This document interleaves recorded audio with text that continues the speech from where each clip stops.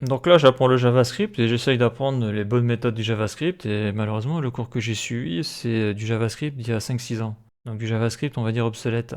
Du style CMAScript 2015. Donc 2015, on est en 2021. Ça fait 5-6 ans, quoi. C'est plus tout jeune. Donc déjà, dans la vidéo JavaScript 199, on avait vu une forme d'écriture moderne que je n'utilisais pas avant. Et là, ce que l'on va voir, c'est l'utilisation du destructuring. Et je vais utiliser donc controller user pour faire un test. Donc quand tu vas sur le MDN, le destructuring, donc c'est en anglais, hein, c'est l'affectation par décomposition. Donc ça, c'est très utilisé.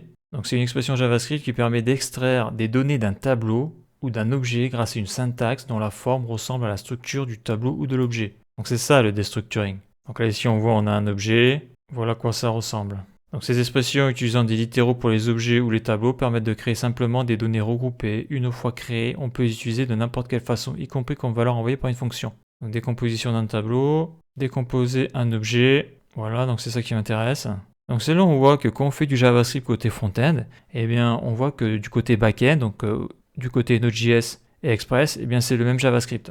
Et ça c'est hyper intéressant parce que meilleur tu es en JavaScript et meilleur tu seras sur le front et sur le back. Donc je vais l'utiliser sur export signup.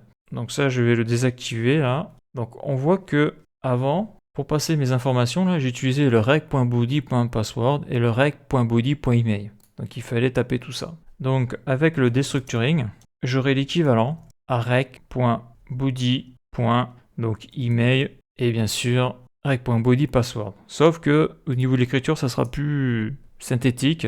Donc comme on dit, ça sera plus élégant.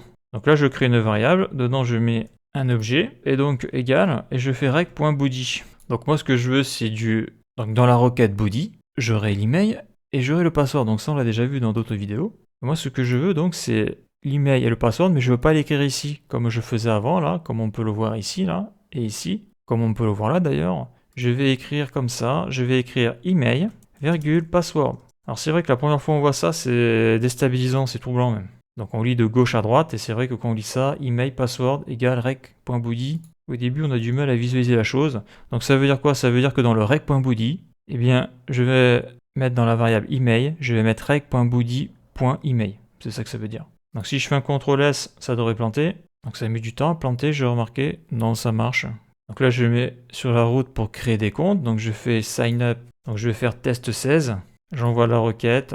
Utilisateur créé. Donc ça a marché, en plus c'est normal parce que j'ai pas modifié ça. Donc je vais le faire. Mais avant de le faire, je vais faire un console log de email pour voir ce qu'il y a dedans et de password. Donc ces variables qui ont été créées par le biais du destructuring.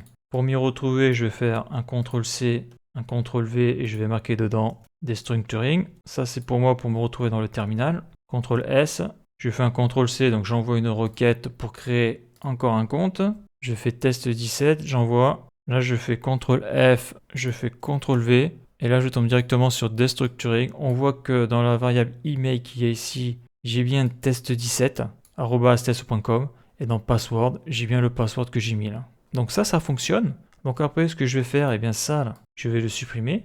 Voilà. Et au niveau du password, donc on voit qu'il tombe ici. Donc je hache le password en utilisant rec.body.password. Et bien maintenant, le rec.body, je le vire. Et je vais hacher le password comme ça. Si je fais un CTRL S, est-ce que ça fonctionne toujours? On voit que c'est lent, hein. Probablement l'accès à la base de données MongoDB Atlas.